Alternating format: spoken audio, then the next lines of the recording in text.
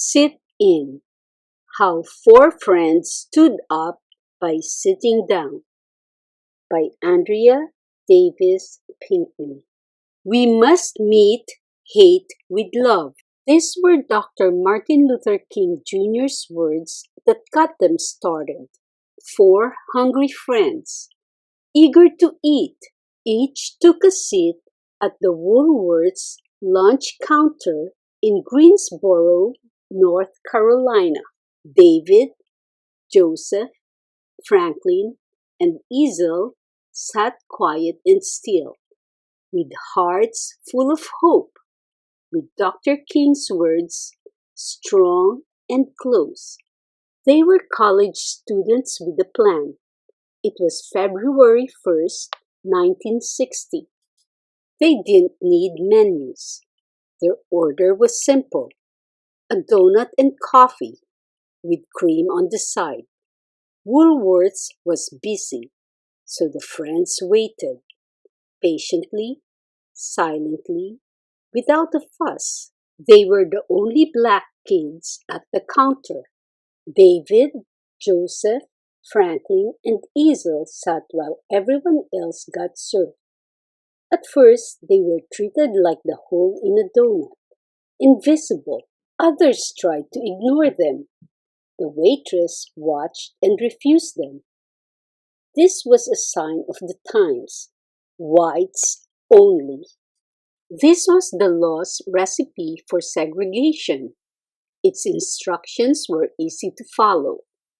Do not combine white people with black people. Segregation was a bitter mix. Now it was the friends' turn to ignore and refuse. They ignored the law and refused to leave until they were served. Those kids had a recipe too, a new brew called integration.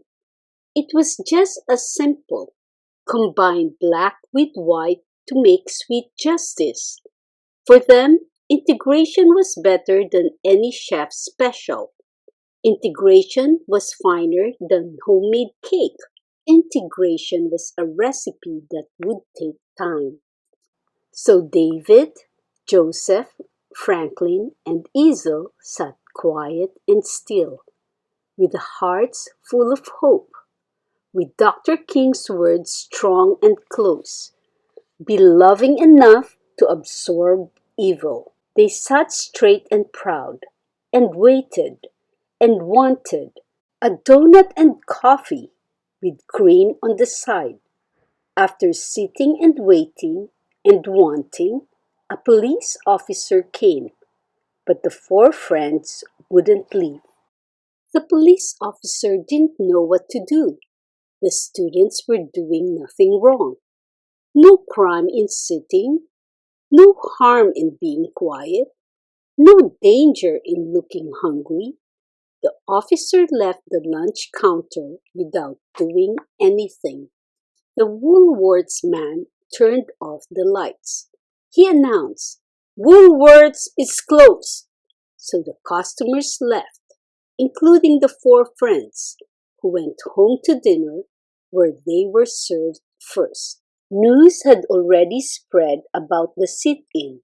David, Joseph, Franklin, and Ezel got their names in the paper.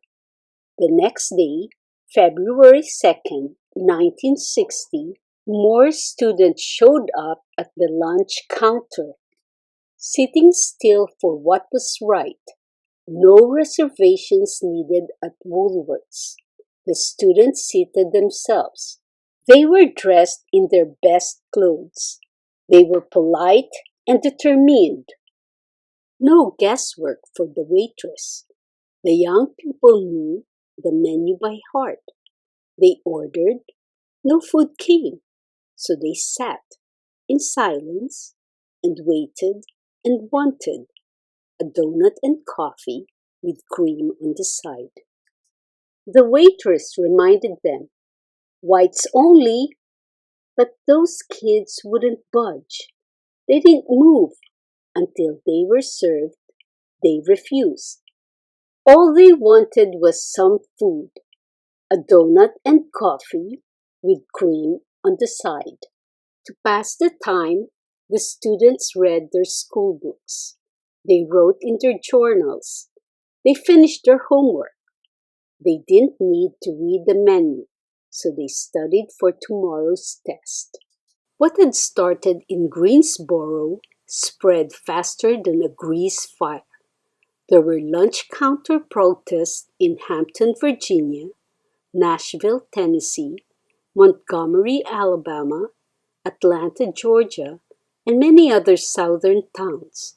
If lunch counters could go from whites only to all welcome, if segregation could turn into integration, if black people and white people could break bread together, everyone would pass the test.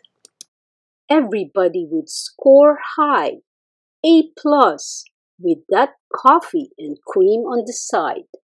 But many folks were not motivated to make that grade. As the sit-ins grew, angry people gave the students a big dose of hatred, served up hot and heaping, coffee poured down their backs, milkshakes flung in their faces, pepper thrown in their eyes, ketchup not on the fries but dumped on their heads. They yelled at the students, "We don't serve your kind! Go home! Goodbye!" The students wanted to lash out, but couldn't. They wanted to strike back, but didn't. Sitting still was so hard. Practicing peace while others showed hatred was tougher than any school test. Now there were news cameras filming the sit-ins, and viewers at home watching it all on TV. The students were more determined than ever to show the world the true meaning of peace. So they sat in silence, with hearts full of hope, with Dr. King's dream true and close. These were the words that kept them going. We must meet violence with non-violence. The students sat proud and still, and waited and wanted a donut and coffee with cream on the side. Soon, the sit-ins grew bigger and wider. White students joined their black friends to protest the unfair treatment by restaurant owners who would not serve food to black patrons. They also opposed segregated libraries, buses, parks, and pools. With so many students gathered, people got scared there would be fighting. They were afraid of all those youngsters grouped together for a cause. Even though the students were committed to peace, the police now took action. They accused the students of loafing. They arrested them. They took them to jail. The students didn't resist. They didn't fight. Instead, they sang freedom songs to keep the peace. They held Dr. King's words steady and close. Demonstrate calm dignity. Soon, folks were busy arguing about who was right and who was wrong. That they stopped going to Woolworths and other segregated places. Some shops were forced to integrate to keep their businesses alive, but the struggle was far from over. In April, an activist named Ella Baker organized a student leadership conference at Shaw University in North Carolina to help the young demonstrators. With Ella, the students formed the Student Nonviolent Coordinating Committee, SNCC.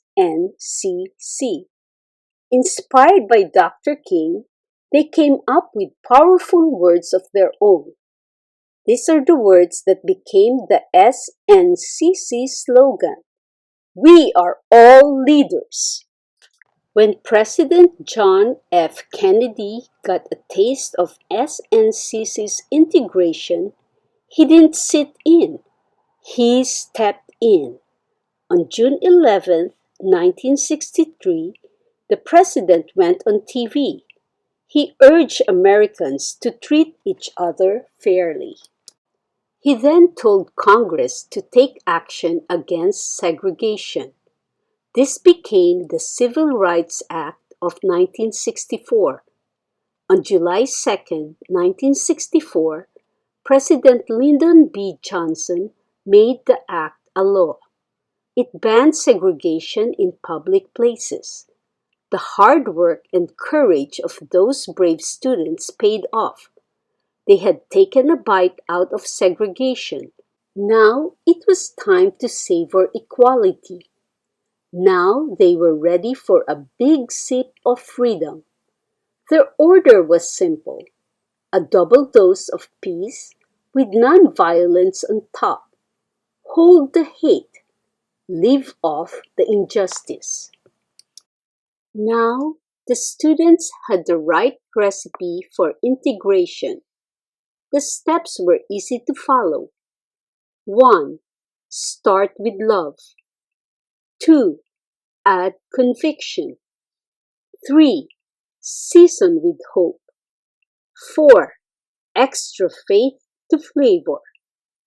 5. Mix black people with white people. 6. Let unity stand. 7. Fold in change. 8. Sprinkle with dignity. 9. Bake until golden. 10. Serve immediately. Makes enough for all. After weeks of sitting, when their backsides ached, after months of being still, when their feet fell asleep, after years of praying for laws to change, when they were so hungry for equality, the young people finally got what they ordered. It was worth the wait. It was served to them exactly how they wanted it. Well done. And oh, integration sure tasted good. Those courageous young people enjoyed every bit. They came back to Woolworths for seconds and thirds and for many helpings after that.